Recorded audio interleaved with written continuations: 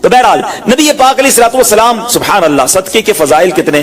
نبی پاک علیہ الصلوۃ والسلام فرماتے ہیں بے شک صدقہ کرنے والوں کو صدقہ قبر کی گرمی سے بچاتا ہے، اور بلا شبہ مسلمان قیامت کے دن اپنے صدقے کے سائے میں ہوگا.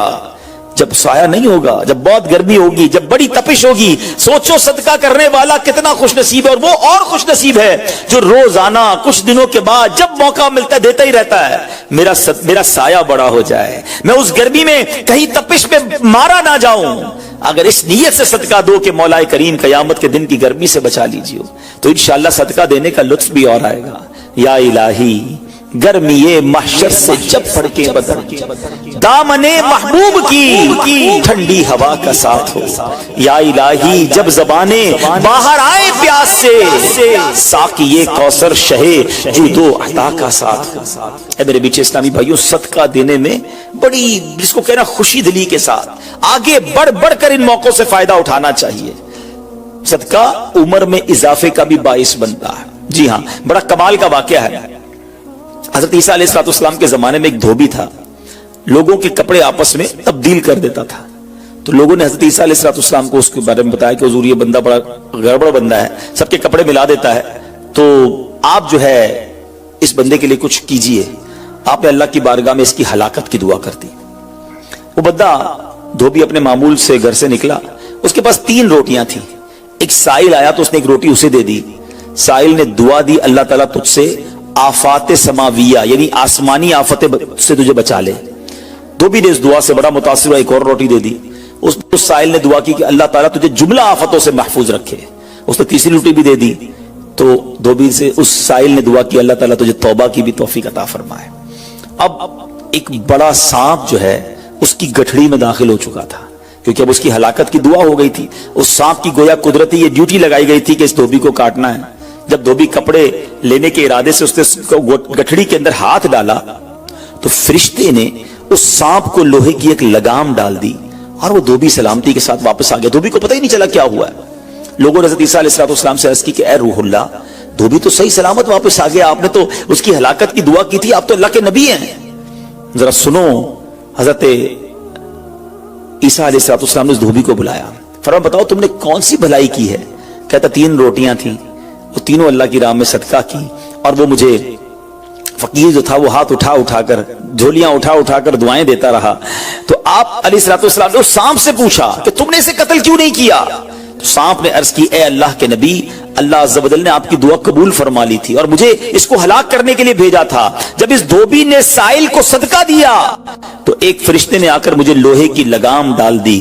جب لوگوں نے یہ بات سنی، دھوبی نے یہ بات سنی، اسے بڑا تعجب ہوا کہ اتنا گناہگار میں، لوگوں کو اتنی تکلیف پہنچانے والا، صرف ایک نیکی کی اور مجھے آفت سے بچا لیا گیا. اس دھوبی نے توبہ کر لی کیونکہ اس سائل نے توبہ کی بھی دعا کی تھی. تو پتہ یہ چلا آفتوں سے بچنا چاہتے ہیں، مصیبتوں سے بچنا چاہتے ہیں. آج کل تو کرونا وائرس کا زمانہ ہے، بلاؤں کا زمانہ ہے. ارے اس میں تو زیادہ صدقہ دینا چاہیے، اپنے نام کا بھی، بچوں کے نام کا بھی، فیملی کے ہر فرد کے نام پر صدقہ نکالتے رہیں کہ یا اللہ صدقے کی برکت سے ان بلاؤں ان وباؤں سے بچانا. ارے وباؤں سے، بلاؤں سے، آنے والی مصیبتوں سے صدقہ کیسے بچاتا ہے کہ سنیے. ایک شخص سیدنا ابو ہریرہ رضی اللہ تعالیٰ عنہ کی بارگاہ میں حاضر ہوا، کہنے لگا حضور میرا بیٹا سمندری سفر پر گیا ہے، آپ اس کے لیے دعا فرمائیں. آپ رضی اللہ تعالیٰ عنہ نے فرمایا اس کی طرف سے صدقہ دو. سفر پر جایا کرو نا، صدقہ دے کے جایا کرو. بیٹا یا فیملی کا کوئی فرد سفر پر ہے، صدقہ دو کہ خیر سے واپس آ جائے. سیدنا ابو ہریرہ رضی اللہ تعالیٰ عنہ نے فرمایا سمندری سفر پر ہے اس کے لیے صدقہ دو. اس وقت سمندر میں موجیں اٹھ رہی تھیں. یہاں باپ اور حضرت ابو ہریرہ رضی اللہ تعالیٰ عنہ میں گفتگو ہو رہی ہے، عین اسی وقت ادھر سمندر میں موجیں اٹھ رہی تھی، جہاز ڈوبنے کے قریب تھا. ادھر اس کے والد نے اللہ کی راہ میں صدقہ دیا اور وہاں کہنے والے کو کہتے ہوئے سنا گیا اے سواروں تمہارے لیے سلامتی ہے، بے شک اللہ تعالیٰ نے فدیہ قبول فرما لیا. بیٹا سفر سے واپس آیا، اپنے والد کو سارا واقعہ سنایا کہ جہاز موجوں میں تھا، قریب تھا کہ ڈوب جاتا، مگر پھر ایک ندا آئی کہ تمہارے لیے جو صدقہ دیا گیا ہے وہ قبول کر لیا گیا ہے. تو اے میرے بیچے اسلامی بھائیوں، میں نے آپ کو احادیث بھی سنائی ہیں، آپ کو واقعات بھی سنا رہا ہوں کہ صدقہ بلاؤں کو ٹالتا ہے. صدقہ بیماریوں کو ٹالتا ہے. آپ میں نبی پاک علیہ الصلوۃ والسلام کی زبانی ایک خوبصورت واقعہ آپ کو سناتا ہوں. پیارے آقا علیہ الصلوۃ والسلام نے ہی یہ واقعہ صحابہ کرام کو سنایا. واقعہ کیا ہے؟ میرے آقا فرماتے ایک عورت کے منہ میں لقمہ تھا، کھانا کھا رہی تھی، ہاتھ میں لقمہ اور منہ میں ڈال لیا. اتنے میں دروازے پر ایک سائل آیا. وہ عورت کیسی توکل والی، کیسی صدقہ دینے والی، کتنا اللہ کی راہ میں خرچ کرنے والی تھی کہ وہ لقمہ اس نے منہ سے روکا اور سائل کو دے دیا کہ یہ کھا لے، میں بھوکی ٹھیک ہوں، یہ بیچارہ غریب ہے. دے دیا اسے. چھوٹی سی بات تھی. ایک لقمہ کیا ہوتا ہے؟ کچھ لوگ ہی کہتے ہیں پیسے ہی تھوڑے ہیں جیب میں، 5 10 15 روپے 50 روپے 100 روپے کے صدقے سے کیا ہوگا، میں تو خود غریب ہوں. سنو، ایک ہی لقمہ تھا نا، دیگ نہیں تھی بریانی کی، ایک لقمہ تھا. اور یہ واقعہ سرور کائنات علیہ الصلوۃ والسلام اپنے صحابہ کو سنا رہے ہیں. فرمایا وہ لقمہ اس عورت نے روکا اور فقیر کو دے دیا. اب اس عورت کے کچھ عرصے بعد بچے کی ولادت ہوئی. بچہ تھوڑا سا بڑا ہوا، باہر ماں کے ساتھ چلنے لگا، گھومنے پھرنے لگا. تو باہر گیا تو ایک بھیڑیا آیا اور بھیڑیا آ کر اس کے بچے کو اس نے منہ سے پکڑا اور بھاگ گیا. ماں پیچھے بھاگ رہی، میرا بیٹا، میرا بچہ، اور بھیڑیا آگے بھاگ رہا ہے. اللہ اکبر. اللہ تبارک و تعالی نے ایک فرشتے کو حکم دیا کہ بھیڑیے کے پیچھے جاؤ، اس کے منہ سے بچہ چھین کر لاؤ اور اس کی ماں کے حوالے کر دو، اور ماں کو کہہ دینا اللہ عز و جل نے تم پر سلام بھیجا ہے اور فرمایا ہے کہ یہ لقمے کے بدلے لقمہ ہے. بات آئی سمجھ میں؟ اپنا لقمہ جو تم نے میری راہ میں دیا تھا، بھیڑیا کے لقمے سے تمہارے بیٹے کو بچایا ہے تمہارے رب نے. اللہ نے سلام بھیجا ہے. اے میرے میٹھے اسلامی بھائیو، یہ حدیث بتا رہی ہے کہ گناہ، نیکی جو تھوڑی سی بھی ہو نا، وہ ضائع نہیں کی جاتی، وہ اللہ کے یہاں محفوظ ہے. جمعے کے خطبے میں ایک حدیث سنتے ہیں، البر لا یبلا والذنب لا ینسا والدیان لا یموت. سن لو، نیکی پرانی نہیں ہوتی، گناہ بھلایا نہیں جاتا، اور فیصلہ کرنے والا جو رب عز و جل ہے اسے موت نہیں آتی ہے. اب ہمیں سوچنا ہے کہ ہم نیکی کر بھی رہے ہیں کہ نہیں، کہ گناہ کر کر کے اپنے اکاؤنٹ کو بھری جا رہے ہیں. یہ چھوٹے چھوٹے صدقے جب جب موقع ملے نا، ماشاءاللہ ہم جمعہ پڑھنے جاتے ہیں، کل بھی جائیں گے. مسجدوں میں ہم نے دیکھا ہوگا مسجد کا ڈبہ آتا ہے سامنے، کچھ نہ کچھ ڈال دیا کرو اس نیت کے ساتھ، یار تھوڑے اور جمع کرا دوں اپنی آخرت میں، تھوڑے اور اپنے پیسے جمع کرا، تھوڑے اور آگے چلے جائیں. اور یہ میں ایسے ہی خود نہیں کہہ رہا، سبحان اللہ. میں آپ کو بڑی خوبصورت 2-3 حدیثیں سناتا ہوں. پہلے تو یہ سمجھیے کہ آج کل دنیا میں اور آپ یہ چاہتے ہیں کہ ہمارے جو پیسے ہیں نا سیکیور رہیں. آج کل بڑا عجیب معاملہ ہے، اچانک آگ لگ جاتی ہے، کسی کے پیسے چوری ہو جاتے ہیں، لوگ پریشان رہتے ہیں، سیکیورٹی مل جائے. ٹھیک ہے، تو میں آپ کو ایک حدیث سنانے جا رہا ہوں. نبی پاک علیہ الصلوۃ والسلام فرماتے ہیں، اللہ کے حبیب علیہ الصلوۃ والسلام فرماتے ہیں کہ رب عز و جل فرماتا ہے، یعنی یہ حدیث قدسی ہے. اللہ فرماتا ہے، اے ابن آدم، اپنے خزانے میں سے میرے پاس کچھ جمع کر دے. اپنے پیسوں میں سے کچھ پیسے میرے پاس جمع کر دے. میں حدیث کا خلاصہ عرض کر رہا ہوں.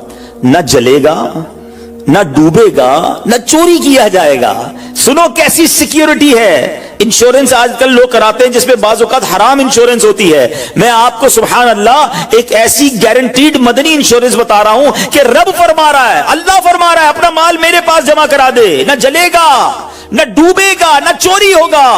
اور اللہ فرماتا ہے میں اس وقت تجھے پورا بدلہ دوں گا جب تو اس کا زیادہ ضرورت مند ہوگا. کون سا وقت ہوگا وہ؟ قیامت کا دن، جب بچہ ماں کے پاس جائے گا نا، ماں ایک نیکی دے دے، ماں پھنس گیا ہوں، ایک نیکی چاہیے. ماں اس ایک نیکی میں بھی بیٹے کی مدد نہیں کرے گی.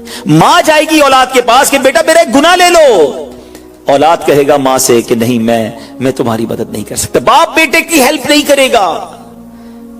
ایسا حال، مگر کون حامی ہوگا؟ اللہ اکبر. میرے اعلیٰ حضرت سے پوچھو، فرماتے ہیں رضا ان کے سوا رضا کوئی حامی نہیں جہاں. کہاں؟ قیامت کے دن کیا ہوگا؟ ان کے سوا رضا کوئی حامی نہیں جہاں. گزرا کرے پسر پہ پدر کو خبر نہ ہو. بیٹے پہ گزرے گی، باپ بھی جواب نہیں دے گا. ذرا تصور کریں، امیجن کریں، قیامت کا دن ہوگا، کسی کا نامہ اعمال تولا جا رہا ہو اور ایک نیکی کی وجہ سے وہ پھنس جائے. گناہ ایک زیادہ ہے، پلڑا بالکل ایک نیکی کی وجہ سے نیچے ہے. کتنا یاد آئے گا کہ کاش تھوڑا اور صدقہ کر دیتا، کاش 2 رکعت نفل پڑھ لیتا. نفل چھوڑ دیتے ہو نا، نفل ہی ہے نا، درود نہیں پڑھتے، ذکر الہی نہیں کرتے، چھوٹی چھوٹی نیکی سمجھ کر چھوڑتے ہو. اگر یہ چھوڑتے وقت خیال آئے نا کہ کہیں ایسا نہ ہو کہ وہی ایک نیکی کم پڑ گئی اور میں اللہ نہ کرے جہنم میں نہ ڈال دیا جاؤں، فَأَمَّا مَنْ ثَقُلَتْ مَوَازِينُهُ، جس کی تولے بھاری ہو گئی، قرآن کہتا ہے فَهُوَ فِي عِيشَةٍ رَاضِيَةٍ، وہ من مادے چین میں، عیش میں ہوگا. اور جس کی تولے ہلکی پڑ گئی، وَأَمَّا مَنْ خَفَّتْ مَوَازِينُهُ فَأُمُّهُ هَاوِيَةٌ وَمَا أَدْرَاكَ مَا هِيَ نَارٌ حَامِيَةٌ، جس کی تولے ہلکی پڑ گئی، وہ نیچا دکھانے والی گود میں ہے، اور وہ کیا ہے تم نے کیا جانا؟ شولے مارتی بھڑکتی ہوئی آگ، یعنی جہنم میں ڈالا جائے گا. اگر تولے ہلکی پڑ گئیں تو اگر اپنی اس اسکیل کو بھاری کرنا چاہتے ہو تو اللہ فرما رہا ہے اس وقت میں لوٹاؤں گا جب تم زیادہ ضرورت مند ہوگے، جب تمہیں زیادہ ضرورت ہوگی. یہ سیکیورٹی ہے.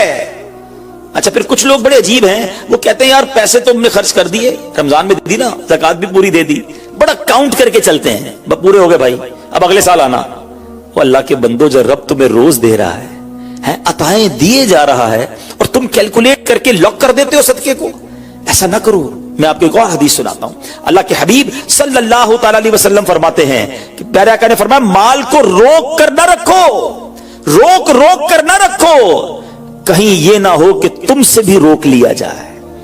ہاں ہمارے لیے تو نہیں روکا جا رہا نا. مثال کے طور پہ دکاندار بیٹھے ہوں گے یا بزنس کمیونٹی کے لوگ بیٹھے ہوں گے، آپ کا مثال کے طور پہ مہینے کا 1 لاکھ روپے کا خرچہ ہے. کبھی کبھی ایسا بھی ہوتا ہے پہلے 2-3 دنوں میں 1 لاکھ روپے ہو جاتے ہیں پورے.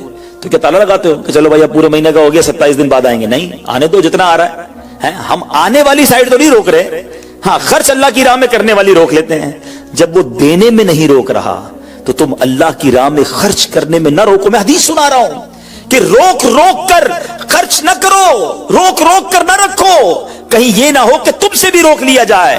ایک دوسری روایت میں کہ نبی پاک علیہ الصلوۃ والسلام نے فرمایا خرچ کرو، گن کر نہ رکھو، کہیں یہ نہ ہو کہ اللہ بھی تمہیں گن کر نہ دے، کہیں یہ نہ ہو کہ اللہ بھی تمہیں گن کر دے. اور بچا کر نہ رکھو، کہیں ایسا نہ ہو کہ اللہ بھی تم سے بچا کر رکھنے لگے. ادھر سے رک گیا نا، عطائیں رک گئی تو کہاں جائیں گے آپ؟ دیکھیں اچھا آج کے دور میں تھوڑا سا آپ سروے کر لیں، جتنے لوگ آپ کو صدقہ خیرات چیریٹی کرنے والے، کھانا کھلانے والے، آپ کو جو لوگ ملیں گے نا، آپ دیکھیں ان کا سرمایہ بڑھ ہی رہا ہوتا ہے، ان کا مال میں اضافہ ہی ہو رہا ہوتا ہے، کیونکہ اللہ پاک انہیں دنیا میں بھی نواز رہا ہوتا ہے.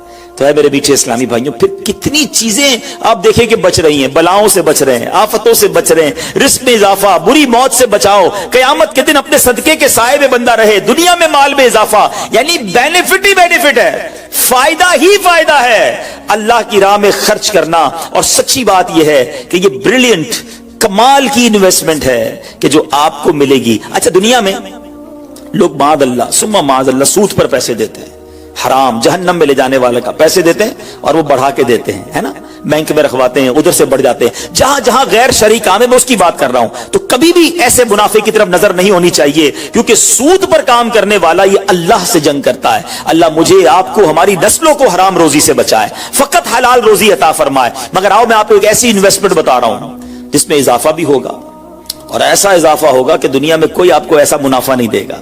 اور یہ میں نہیں کہہ رہا، حدیث پاک کا مفہوم ہے. ہم جب صدقہ کرتے ہیں نا، میرے اور آپ کے ہاتھ سے نکلتا ہے. اللہ کے حبیب علیہ الصلوۃ والسلام فرماتے ہیں، جس کا مضمون ہے کہ جب صدقہ بندے کے ہاتھ سے نکلتا ہے، ہاتھ سے نکلتے ہی اللہ کے دستے قدرت میں چلا جاتا ہے، اور اللہ تمہارے صدقوں کو پالتا ہے جیسے تم جانور کو پالتے ہو. چھوٹا بچڑا ہوتا ہے، چھوٹا جانور ہوتا ہے، آہستہ آہستہ بڑا ہوتا ہے نا. فرمایا جب بندہ کھجور کا صدقہ دیتا ہے نا، قیامت کے دن اس کھجور کے صدقے کا رب کریم اسے احد پہاڑ جتنا ثواب عطا فرمائے گا. بڑھتا جائے گا، تھوڑا تھوڑا صدقہ بھی قیامت کے دن اللہ نے چاہا پہاڑوں کی مانند ملے گا.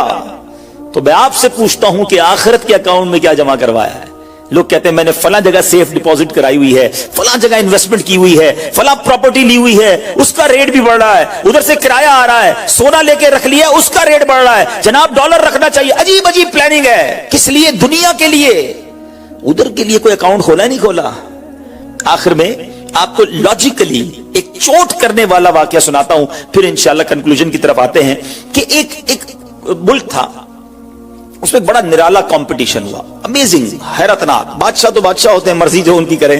بادشاہ نے اعلان کر دیا جناب پورے ملک میں چیک کرو سب سے بڑا بے وقوف کون ہے، اس کو تحفہ دینا ہے. عقل مندوں کے مقابلے تو سنے تھے، بے وقوف کا مقابلہ. چلے جناب، شروع ہو گئے مقابلے. عجیب بے وقوف آتے تھے، اپنے کرتب دکھاتے, اپنی باتیں دکھاتے. وزیر تھے جو ٹیسٹ کرتے کرتے کرتے آخرکار ایک بندہ ایسا تھا جس سے بڑا بے وقوف پورے ملک میں نہیں تھا. بادشاہ کے سامنے کھڑا کر دیا کہ بادشاہ سلامت, بڑے تجربے کیے, بڑے ٹیسٹ کیے, he is the biggest fool of our country, یہ ہمارے ملک کا سب سے بڑا جو ہے نا بے وقوف ہے. بادشاہ نے کہا چیک کر لیا, چیک کر لیا. بادشاہ نے اپنی مالا اتاری سونے جواہرات کی, اس بے وقوف کو پہنا دی. بے وقوف بڑا خوش گھر آیا. تھوڑے دن ہوئے تو بے وقوف کو پتا چلا کہ بادشاہ سلامت بڑے بیمار ہیں, بڑے زیادہ بیمار ہو گئے ہیں. کہتا اچھا میں بھی جاؤں گا دیکھنے. تھا تو بے وقوف نا, سمجھ تو پڑتی نہیں تھی. چلا گیا بادشاہ کے پاس. کہا بادشاہ سلامت کیا حال ہے آپ کے, سنائیے, سنا ہے بڑے بیمار ہو گئے ہیں. بادشاہ بہت زیادہ بیمار تھا, آخری لمحات تھے. کہتا ہے بس اب تو اس جہان کو چھوڑ کر جا رہا ہوں. اچھا, بے وقوف کہتا ہے بادشاہ کو, اچھا کہیں اور جا رہے ہیں, کہاں جا رہے ہیں؟ اس کو یہ بھی نہیں پتا تھا کہ مرنا بھی ہوتا ہے, بے وقوف جو تھا. تو بادشاہ کہتا ہے میں اس دنیا کو چھوڑ کے دوسری دنیا میں جا رہا ہوں. اچھا, تو بادشاہ سلامت یہ بتائیے کہ ادھر میں دیکھتا ہوں آپ کا بہت بڑا محل ہے, بیوٹیفل بیڈ رومز ہیں, شاندار مکان ہے, جدھر جا رہے ادھر مکان بنا لیا آپ نے؟ تو بادشاہ کہتا نہیں, ادھر تو میں نے جھوپڑی بھی نہیں بنائی ہے. اچھا, بادشاہ سلامت میں دیکھتا ہوں آپ کے پاس بہت پیسے ہیں, بڑا مال ہے, آپ تو بانٹتے بھی سونا ہی ہیں, سونے کے جواہرات کے ڈھیر لگے ہوئے ہیں آپ کے پاس, جدھر جا رہے ادھر پیسے بھجوا دیے نہیں بھجوائے؟